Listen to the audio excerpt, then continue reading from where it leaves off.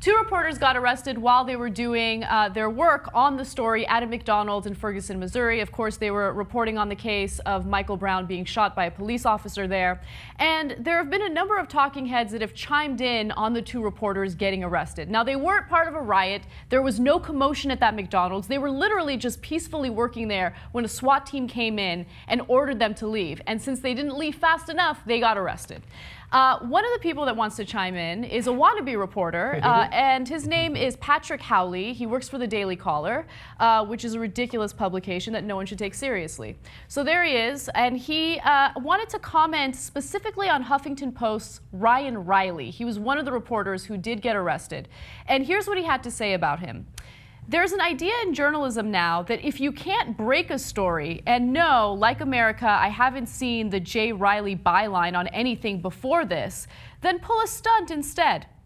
So he's basically alleging that this is just a crybaby journalist who pulled a stunt and made the story about him. By the way, the title of his stupid piece is Crying Huffington Post Reporter is a Disgrace to Journalism. Here's who's a disgrace to journalism. Pieces of shit like you who are bitter and jealous because all you do is sit on your ass and write bullshit all day, while real journalists go out there on the front lines, collect information and data, and then give it to people so we can know what's going on in the world. People who put themselves in harm's way to give us real information, not talking heads like you, asshole.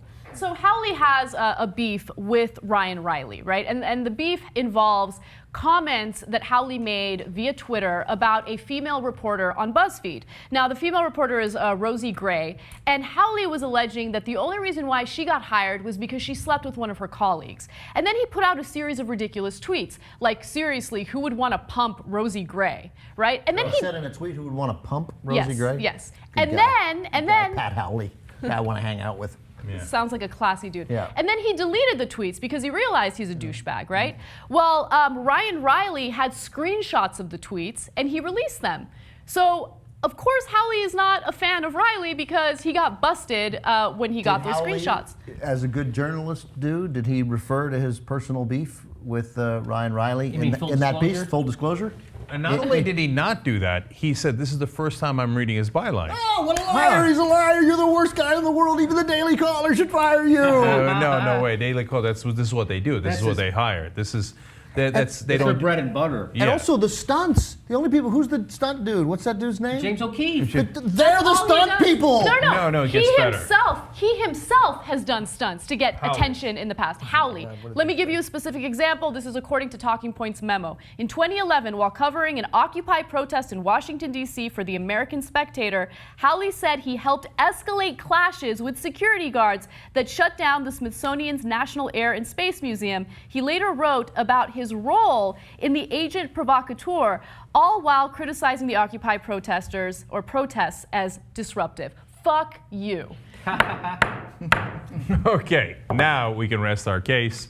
No, this guy has the nerve, when he has admitted in the past of riling things up just to get attention and not covering the Occupy protests, but being part of trying to destroy the Occupy protests on purpose, and admitted it. And then this guy, when he goes to, Reilly, well, as he's covering the protests, I guess he was part of the story. No, this guy's the real journalist here, right? Why did Reilly go out and drag the cops into the McDonald's? I don't understand why he did that. It's so stupid. And look, the reason why I get riled up about this stuff is because there are so few journalists left out there. Like, people who aren't just talking heads, people who don't have some sort of political agenda, people that I respect more than anything, right? People who put themselves in harm's way to give us the information we need on current events. And he sits there with his bitter ass just talking shit. I can't stand that. You're bitter because you're a failure. You work for the Daily Caller. You work for Tucker Carlson. You fail. You fail. Dude, how sad is it? Like, how sad is it being Tucker Carlson, let alone then having to work for Tucker Carlson? I can't imagine. To work under Tucker Carlson? No one wants to work under Tucker Carlson. Yeah, is there a more uncomfortable position in America?